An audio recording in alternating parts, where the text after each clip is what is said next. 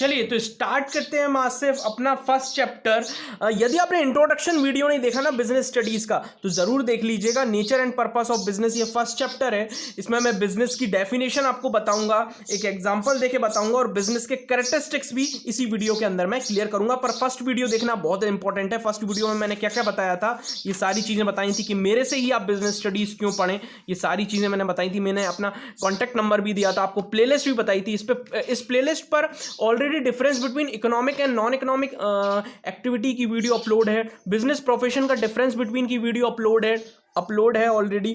और economic activity क्या होती है और नॉन इकोनॉमिक एक्टिविटी क्या होती है, इसको भी मैंने बताया हुआ है इस प्लेलिस्ट में। ये प्लेलिस्ट की जो लिंक है ना, प्लेलिस्ट आप जानते होंगे क्या होती है। इसकी लिंक है ना, मैं इसको डिस्क्रिप्शन और कमेंट कॉलम में दे रहा हूं, जरूर देख लेना इस प्लेलिस्ट को, ठीक है। और ये मैंने पूरा बताया था, वीडियो जरूर देख लेना। मैं आपको इस वीडियो की लिंक, जो मैंने इंट्रोडक्शन वीडियो बनाया था, इसकी लिंक भी मैं आपको कहां दे रहा हूं, ये मैं आपको कमेंट कॉलम और डिस्क्रिप्शन में दे रहा हूं। क्लियर? चलिए स्टार्ट करते हैं। आप बिजनेस स्टडीज एक एक चीज समझेंगे अच्छे से, एक एक वर्ड समझेंगे अच्छे से। बिल्कुल भी आप निश्चिंत होकर बस बैठ जाइए। अपने कानों में अगर आपके पास ईयरफोन है तो ईयरफोन लगा लीजिए, हेडफोन है तो हेडफोन लगा लीजिए। यदि दोनों नहीं है तो वॉल्यूम बढ़ाकर सुनना स्टार्ट कर दीजिए बस ध्यान से, ठीक है। चलिए स्टार्ट करते हैं। Nature and purpose of business, ये फर्स्ट चैप्टर है बिजनेस स्टडीज का। फाउंडेशन बनाना स्टार्ट करते हैं अपन। मैं ऑलरेडी 3 वीडियो अपलोड कर चुका हूं क्लास 11 से रिलेटेड, एक बार जरूर उनको देख लेना। मैं उन तीनों वीडियो की लिंक डिस्क्रिप्शन और कमेंट कॉलम में भी डाल दूंगा, प्लेलिस्ट भी क्लास 11 की भी डाल दूंगा। सारी चीजें मैंने आपको बता दी। चलिए स्टार्ट करते हैं। Business is an institution, business एक इंस्टीट्यूशन है। इंस्टीट्यूशन मतलब एक संस्था होती है। जैसे आपका एक स्कूल है, वो एक इंस्टीट्यूट है, ठीक है ना। आप कंप्यूटर सेंटर देखते हैं, है ना, एक कोचिंग सेंटर देखते हैं, वो सब इंस्टीट्यूशन कहलाते हैं, ठीक है। तो business is an institution organised and operated to provide goods and services to society under incentive of private gain.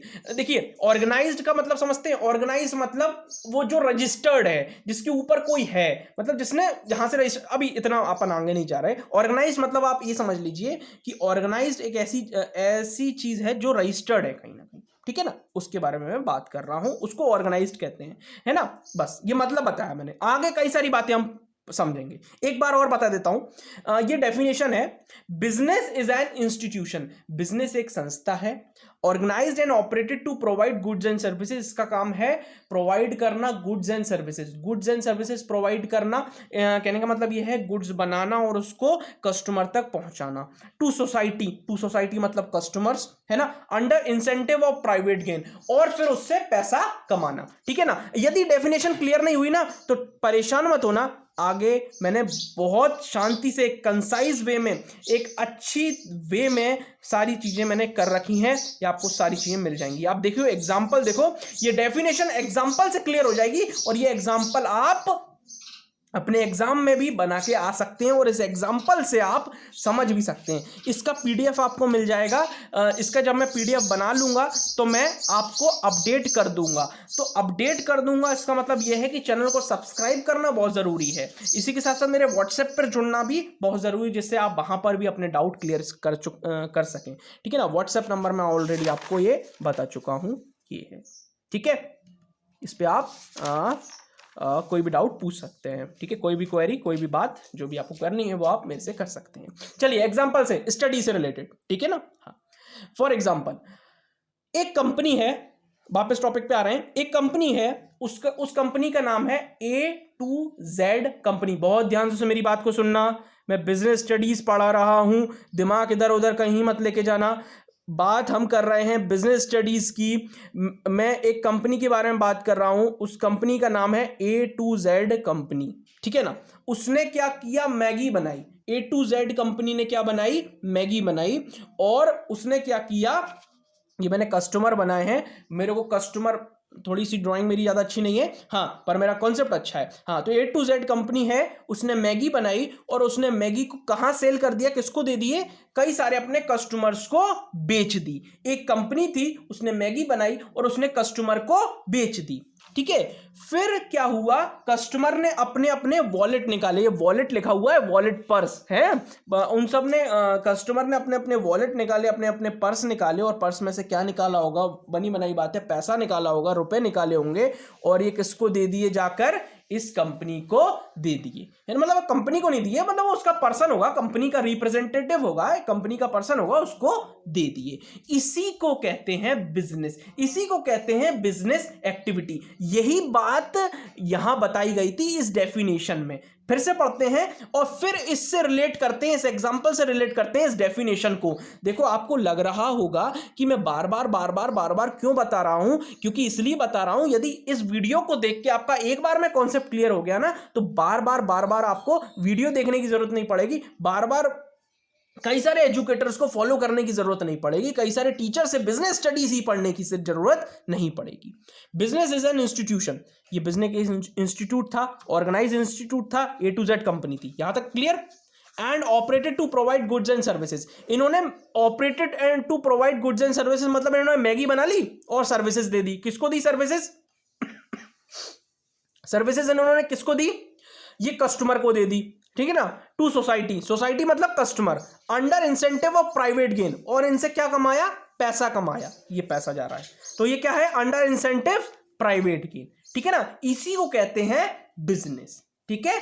ये मैंने आपको समझाने की पूरी कोशिश की है, इस एग्जांपल से आप अच्छे से समझ गए होंगे। यदि आप नहीं समझे ना, तो थोड़ा सा वीडियो को पीछे कर लेना और पीछे करके फिर से समझने की कोशिश करना, डेफिनेटली समझ में आ जाएगा। ओके, चलिए अब आगे बढ़ते हैं, हम कैरेक्टरिस्टिक्स पढ़ते हैं, इसके फीचर्स पढ़ते हैं कि बिजनेस के क्या फीचर्स हैं, क्या विशेषताएं होती हैं, ठीक है। देखिए मैंने फीचर्स में ना, देखिए फीचर्स तो 12, 13, 14, 15 फीचर्स थे बुक में, पर मैंने वो फीचर्स उठाए हैं जो आपको काफी इंपॉर्टेंट हैं और आपको जल्दी याद होंगे, डेफिनेटली वीडियो देखने के साथ ही आपको याद होंगे। ऐसे मैंने फीचर्स उठाए हैं क्योंकि मैं ना माइंड को समझता हूं, मैं बिजनेस स्टडीज के स्टूडेंट को, कॉमर्स के स्टूडेंट को, कि मैं खुद कॉमर्स का स्टूडेंट रहा हूं, मेंटेलिटी क्या होती है मैं उसको समझता हूं, याद कैसे होता है ये भी समझता हूं, ठीक है। चलिए स्टार्ट करते हैं। Dealing in goods and services, देखिए बिजनेस स्टडीज का पहला फीचर है, पहली विशेषता है dealing in goods and services. Dealing का मतलब क्या होता है यार? डीलिंग का मतलब एक तरीके से एग्रीमेंट होता है ना। एग्रीमेंट, हाँ वो एग्रीमेंट, अगर हम बात करें एग्रीमेंट की रियल मीनिंग की बात करें तो एग्रीमेंट तो वो कोर्ट के द्वारा होगा, नहीं वहां नहीं जा रहा है, वहां इतनी दूर नहीं जा रहा है। डीलिंग की बात एक तरीके से प्रॉमिस कह सकते हो आप, एग्रीमेंट कह सकते हो, बताता हूं सारी बातें बताता हूं। Dealing in goods and services, business means, business का मतलब वो बोल रहा है डीलिंग से है ना। In goods and services, the good, पूरी बात बताऊंगा है ना, सुनते रहना बस। The goods may be consumer goods और प्रोड्यूसर गुड्स। क्या बोल रहा है? डीलिंग का मतलब पहले मैं आपको क्लियर कर देता हूं, नहीं तो दिक्कत आएगी। फॉर एग्जांपल मैंने आपसे बोला कि ये वीडियो देख लेना, इस वीडियो को लाइक कर देना, आपने कहा ठीक है, वीडियो देख ली आपने, आपको समझ में आ गया, आपने लाइक कर दी, ये तो डीलिंग है, ये डीलिंग ही तो है।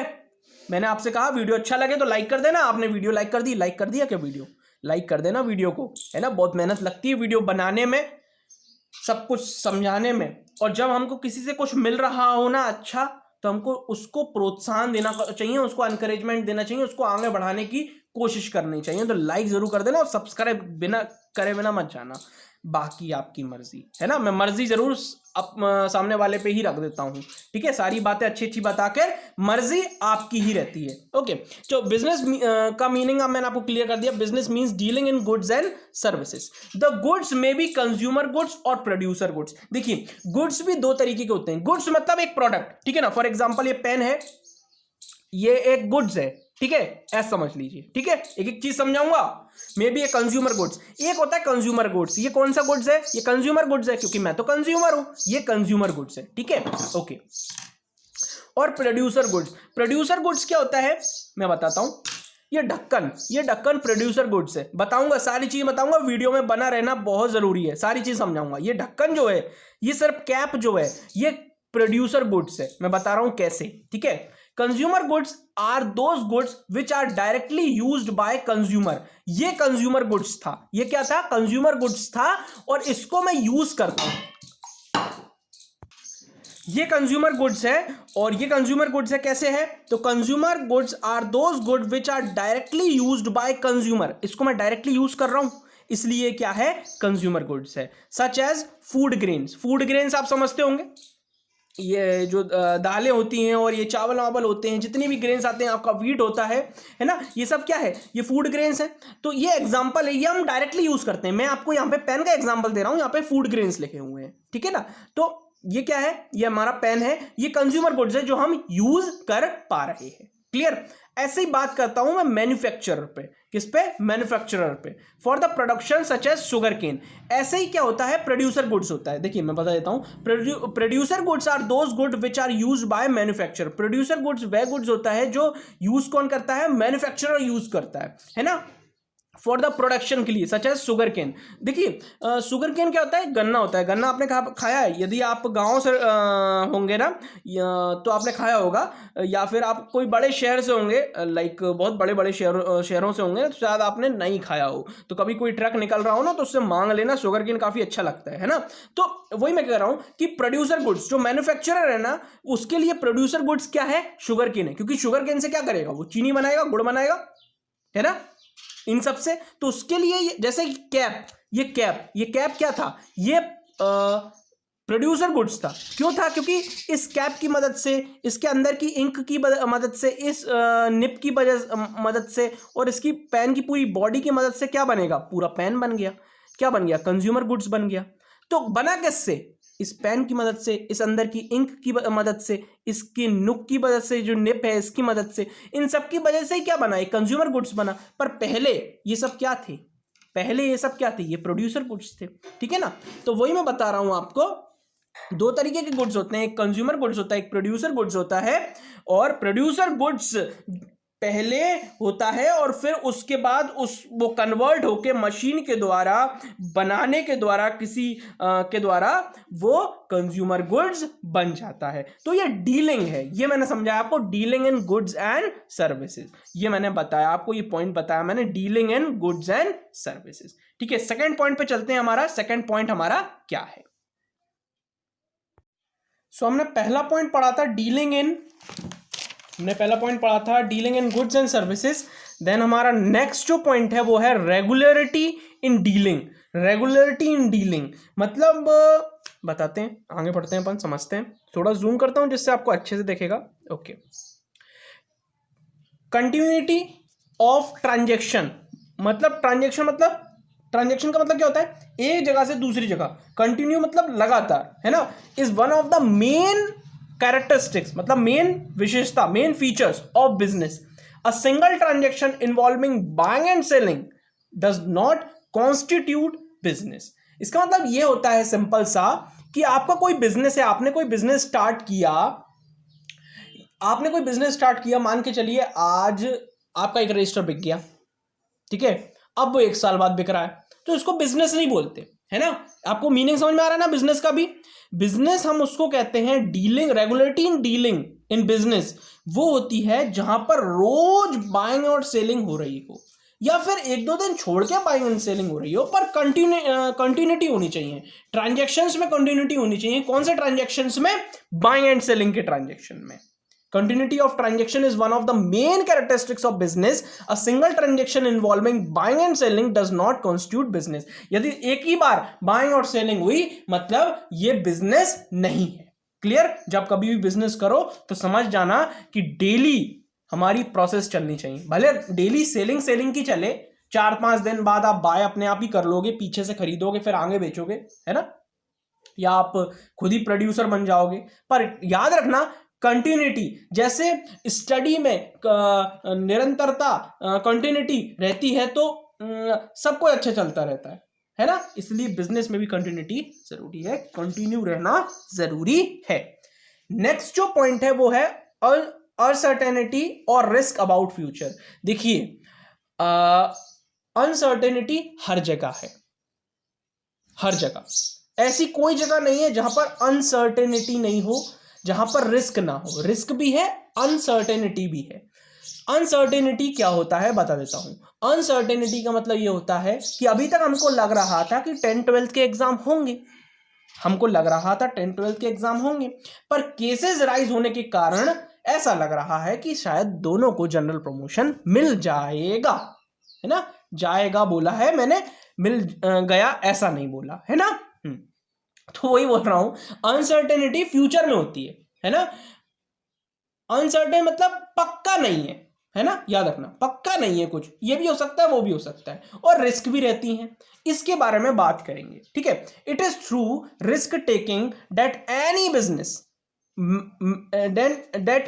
बिजनेस मैन, मैन नहीं वुमेन भी हो सकती है ना। मैं एक मिनट करेक्शन कर लेता हूं, क्योंकि बुक में मैन ही लिखा था इसलिए मैंने नहीं लिखा, पर मैन और वुमेन, ये मैंने क्लियर कर लिया, मैन और वुमेन दोनों क्या है, दोनों अगर कोई भी बिजनेस, यदि कोई लड़की बिजनेस कर रही है, कोई लड़का बिजनेस कर रहा है, रिस्क तो आएगी ही आएगी, यहां तक बात क्लियर, ठीक है ना।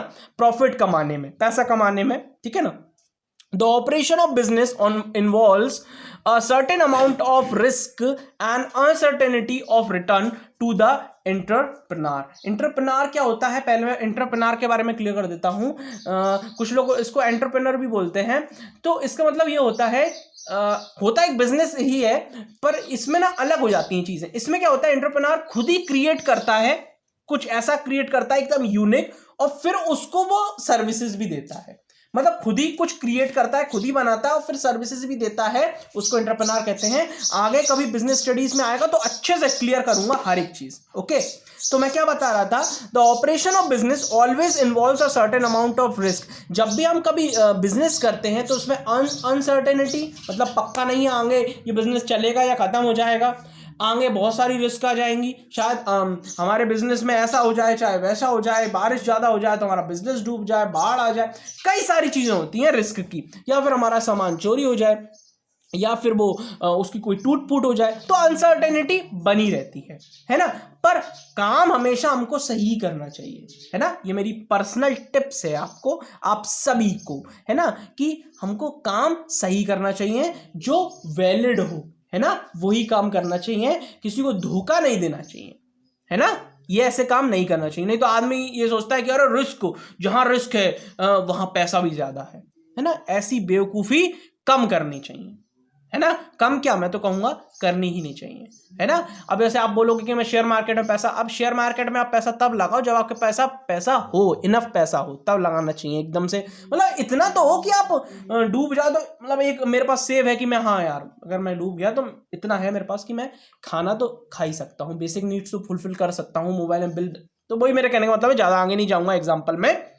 तो रिस्क लेनी चाहिए, तो कैलकुलेटिव रिस्क लेनी चाहिए। आगे इंश्योरेंस आएगा, इंश्योरेंस, इसी में इंश्योरेंस आएगा, सब बताऊंगा उसमें कि कैलकुलेटिव रिस्क कैसे लेते हैं, है ना, सब बताऊंगा। अभी इतना समझ लीजिए कि जो हम बिजनेस जो करते हैं उसमें अनसर्टेनिटी रहती है, उसमें फ्यूचर में रिस्क भी रहती है, ठीक है, ओके। आगे समझते हैं ह्यूमन एक्टिविटी, ठीक है, ह्यूमन एक्टिविटी को समझते हैं। तो बिजनेस को ना ह्यूमन ही चलाता है। Only those activity are included in business which are conducted by human being, मतलब जिस बिजनेस में ह्यूमन बीइंग है उसी को हम ह्यूमन एक्टिविटी कहेंगे। Only those activity are included in business which are conducted by human being, उसको हम ह्यूमन एक्टिविटी बोलेंगे। सिंपल सा पॉइंट था, है ना। वही activity are included in business, वही एक्टिविटी बिजनेस में इंक्लूड होती है जिसको कंडक्ट करता है, जिसको चलाता है कौन, ह्यूमन बीइंग। वैसे आजकल रोबोट भी चलाते हैं, पर रोबोट के भरोसे हम नहीं छोड़ सकते, वहां पर भी ह्यूमन बीइंग की जरूरत पड़ेगी। क्लियर, चलिए अब समझते हैं साइंस और आर्ट के बारे में, कि साइंस कैसे बोला गया बिजनेस को और साइंस कैसे बोला गया आर्ट को। क्लियर, चलिए। तो बिजनेस इज साइंस, बिजनेस जो है वो साइंस है। किस सेंस में बोला कि बिजनेस साइंस है, इन द सेंस, तो बिजनेस जो होता है वो साइंस होता है इन द सेंस दैट, अच्छा इसको साइंस क्यों बोला गया, बिजनेस को साइंस क्यों बोला, in the sense that it is based on scientific research, क्योंकि ये रिसर्च पे बेस्ड है। देखिए बिजनेस हम मुंह उठा के चालू नहीं कर सकते, ये हमको समझना पड़ेगा कि इसमें प्रॉपर रिसर्च लगती है, समझना पड़ता है, कंज्यूमर को समझना पड़ता है, प्रोडक्ट को समझना पड़ता है, प्राइस डिसाइड करने से पहले समझना पड़ता है, कौन सा बिजनेस करें ये समझना पड़ता है, कई सारी चीजें होती हैं, है ना। एनालिसिस करना पड़ता है, कुछ प्रिंसिपल रूल्स बनाने पड़ते हैं अपने बिजनेस के, सब पढ़ाऊंगा, सब बताऊंगा, बने रहना। यदि बिजनेसमैन बनना चाहते हो ना तो बिजनेस स्टडीज भी पढ़ना पड़ेगा, ऐसा नहीं है, ऐसा नहीं है। और ऐसा भी नहीं है कि सिर्फ बुक पढ़ के बिजनेसमैन बन जाओगे, नहीं, मेंटालिटी और आपके अंदर जो परसिवियरेंस है उसको बनाना पड़ेगा और आपको स्टडी भी करनी पड़ेगी। Clear? It is an art. अब इसको आर्ट क्यों बोला? In the sense that it requires application of one knowledge, personal judgement. इसमें ना पर्सनल जजमेंट होता है। पता है, मैं ना स्टेशनरी का बिजनेस करूंगा, ये पर्सनल जजमेंट है। मैंने तय कर लिया ना, मैंने एक घोषणा कर दी, मैंने डिसीजन ले लिया, जजमेंट है, आर्ट है। एक स्किल होनी चाहिए आपके पास सेलिंग स्किल होनी चाहिए। बिजनेस यदि आप करने आ रहे हो ना, तो आपके पास सेलिंग स्किल तो होनी चाहिए, बेचने वाली स्किल। वो भी मैं आपको किसी न किसी वीडियो में बताऊंगा। यदि आपको सेलिंग का वीडियो चाहिए हो तो आप मेरे को बताइएगा, मैं आपको बताऊंगा किस तरीके से सेलिंग की जाती है। सारी चीजें मैं बताऊंगा। मैं बता रहा हूं ना, मेरे चैनल पर आपको बहुत बेनिफिट मिलेगा, डेफिनेटली मिलेगा, और आपको दिख रहा होगा। ऐसा नहीं है, वीडियोस देखोगे आपको लगेगा। ठीक है, आगे बढ़ता हूं। और बहुत खुशी की बात है कि मैं आपको ये बता रहा हूं, आपके पास एक अपॉर्चुनिटी है कि मैं 11th को पढ़ा रहा हूं। रियली आप एक एक चीज में क्लियर कराने की पूरी कोशिश करूंगा। मैंने पूरा सोचा है कि मैं पूरा कोर्स कवर करूं, पूरी 11th कवर करूं, definitely. Okay, and experience to obtain a result. और जो हमारा रिजल्ट आता है फिर एक्सपीरियंस टू ऑब्टेन रिजल्ट, ये था साइंस और आर्ट। तो business science as well as art, business science भी है और आर्ट भी है। चलिए आगे बढ़ते हैं, आगे वाले पॉइंट पे बढ़ते हैं। Responsibility to society. Responsibility to society में हम क्या पढ़ेंगे कि बिजनेस इज नॉट कन्फाइंड, मतलब बिजनेस में रेस्ट्रिक्शन नहीं है, बिजनेस कन्फाइंड नहीं है। कन्फाइंड का मतलब होता है रेस्ट्रिक्शन। एक देखा होगा आपने, जहां पे केसेस ज्यादा हो जाते हैं वहां पे वो जाली नहीं लगा देते, तो वो कन्फाइनमेंट होता है एक तरीके से, है ना, कन्फाइनमेंट जोन, वहां के उससे बाहर नहीं जा सकते। तो बिजनेस में ऐसा नहीं होता, है ना। रिस्पॉन्सिबिलिटी टू सोसाइटी ना, कोविड केसेस की बात कर रहा था मैं, है ना। तो business is not confined to profit making, मतलब ऐसा नहीं है कि एक निश्चित ही आप प्रॉफिट कमा सकते हो, ऐसा नहीं है ना। नहीं, या फिर ऐसा नहीं है कि business is not confined to profit making, ऐसा नहीं है कि सिर्फ आपको प्रॉफिट मेकिंग ही करनी है बिजनेस में only. But according to modern view, आज का जो व्यू कहता है, जो आज की जनरेशन है, जो आज का बिजनेस है, वो ये कहता है it has a social responsibility. आपकी एक जिम्मेदारी है समाज के प्रति भी। क्या जिम्मेदारी है? It has to make it sure that consumer are not exploited. मतलब एक्सप्लॉइटेड मतलब क्या मतलब होता है? इसका शोषण नहीं होना चाहिए। क्या? कंज्यूमर का शोषण नहीं होना चाहिए। ये भी जिम्मेदारी आपकी है। इसका मतलब क्या है मैं आपको बताता हूं। सोशल रिस्पॉन्सिबिलिटी का मतलब ये है कि यदि आप कोई एक पेन बना रहे हो, उसकी रेट आप 5 रुपए कर रहे हो, तो वो पेन अच्छा होना चाहिए, उसकी ग्रिप अच्छी होनी चाहिए, उसकी इंक अच्छी होनी चाहिए, वो आपको एक अच्छा पेन आपको प्रोवाइड करना चाहिए। याद है खुशबू वाला पेन आता था 5 या 10 रुपए का, वो लोग बाग बहुत खरीदते थे, बहुत अच्छा लगता था, खुशबू भी आती थी, लिखता भी अच्छा था। जेल पेन आता था वो एक, आपने शायद ना देखा हो या देखा हो। तो ऐसे पेन हमको बनाना चाहिए, है ना। ऐसी नए नए इनोवेशन करना चाहिए, मतलब कंज्यूमर को सेटिस्फेक्शन भी देना चाहिए। देखो कंज्यूमर को जब सेटिस्फेक्शन मिलेगा ना, तो हाँ उसको पैसा भी देना चाहिए। हमेशा फ्री के चक्कर में नहीं रहना चाहिए, है ना। हम आज के टाइम पे क्या हो गया, आजकल हम फ्री फ्री फ्री फ्री करने लगे। होता पता है क्या है? फ्री फ्री के चक्कर में हमको लगता है कि सब कुछ फ्री में मिल रहा है, पर हकीकत कुछ और होती है। हकीकत कुछ और होती है, कभी और बताऊंगा साथ में बैठ के।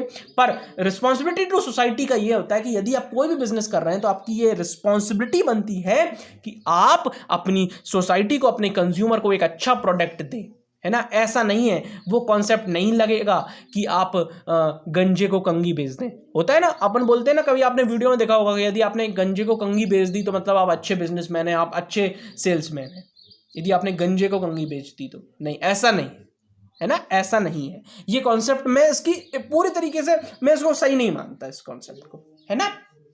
ठीक है, उसी को बेचना चाहिए जिसको जरूरत हो उस चीज की। अब देखो हम ऑफर तो सबको कर सकते हैं, उसकी मर्जी, है ना। अब यदि हम ये वाले एग्जाम्पल को कहीं और यूज करेंगे तो शायद सही लगेगा, पर कुछ लोग बोलते हैं कि यदि आपने इसको ये कर दिया, ऐसा कर दिया, तो आप अच्छे सेल्समैन बन जाओगे, आप अच्छे बिजनेसमैन बन जाओगे। नहीं, ऐसा नहीं है ना। गलत काम हमेशा गड्ढे में ही गिराता है, गलत ही कराता है हमारे साथ। क्लियर? चलिए वाइडर स्कोप के बारे में पढ़ते हैं। लास्ट पॉइंट है इस वीडियो का, बिजनेस में इंक्लूड होती है इंडस्ट्रीज, कॉमर्स और डायरेक्ट सर्विसेज, मतलब जो वाइडर स्कोप, बहुत बड़ा स्कोप है किसका, बिजनेस का। बिजनेस के अंदर इंडस्ट्री इंक्लूड होती है, कॉमर्स इंक्लूड होता है, डायरेक्ट सर्विसेज इंक्लूड होती हैं। ये कॉमर्स इंडस्ट्री क्या होता है आपको कुछ नहीं पता होगा, मैं जानता हूं, कोई दिक्कत परेशानी वाली बात नहीं है। वीडियो में आगे तक बने रहना। वो जो प्लेलिस्ट मैं आपको डिस्क्रिप्शन और कमेंट कॉलम में दे रहा हूं उसको सेव कर लेना अपने पास, उस प्लेलिस्ट को देखते रहना, चैनल पे बने रहना। यदि प्लेलिस्ट नहीं मिल रही हो तो व्हाट्सएप नंबर पे आप मैसेज करके प्लेलिस्ट मांग सकते हैं क्लास 11th की। आप अगर बीकॉम में है तो भी ये लेक्चर देख सकते हैं। थैंक यू सो मच इस वीडियो को देखने के लिए। लाइक किए बिना मत जाना। Thank you so much.